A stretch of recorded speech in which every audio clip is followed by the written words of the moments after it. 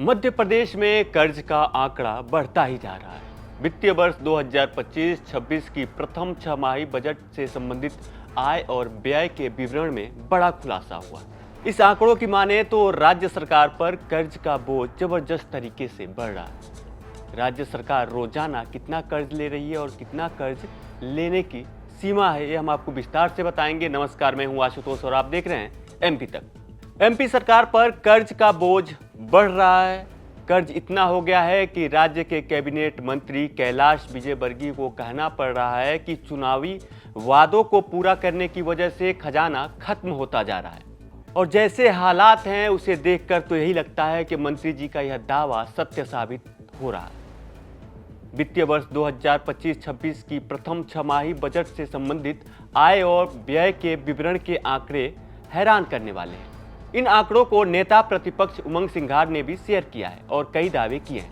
आंकड़ों की माने तो अप्रैल 2025 से सितंबर 2025 यानी 180 दिनों में सरकार ने 51,109 करोड़ रुपए का ऋण लिया है। अप्रैल सितंबर 2025 के बीच हर महीने औसतन 8,518 करोड़ रुपए का ऋण लिया गया है, यानी हर दिन औसतन 284 करोड़ रुपए का कर्ज।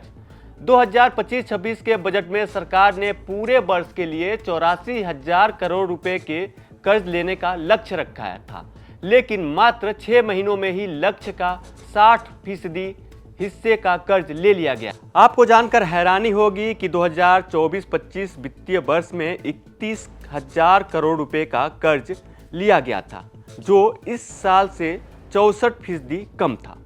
आपको बता दें कि मध्य प्रदेश पर कुल कर्ज 4.65 लाख करोड़ रुपए हो चुका है, जबकि वित्तीय वर्ष 2025-26 के लिए राज्य का कुल बजट 4.21 लाख करोड़ रुपए रहा। और यही वजह है कि राज्य के कैबिनेट मंत्री कैलाश विजयवर्गीय को खुलकर सामने आना पड़ा।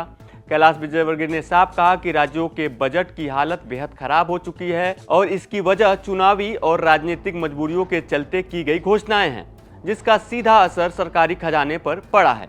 दरअसल पिछले करीब 2 वर्षों से राज्य सरकार ने औसतन हर दिन 125 करोड़ रुपए से अधिक का कर्ज लिया है।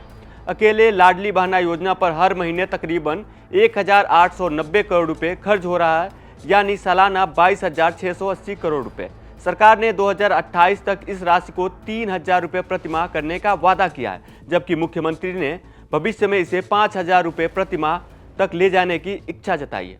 भले ही विपक्ष का दावा है कि सरकार कर्ज के बोझ के तले दब रही है, मंत्री कैलाश विजयवर्गीय भी मान रहे हैं कि सरकारी खजाना खाली हो रहा है, लेकिन राज्य के वित्त मंत्री ने कुछ दिन पहले सरकार का पक्ष रखते हुए कहा था कि इसे कर्ज नहीं बल्कि निवेश के रूप में देखा जाना चाहिए।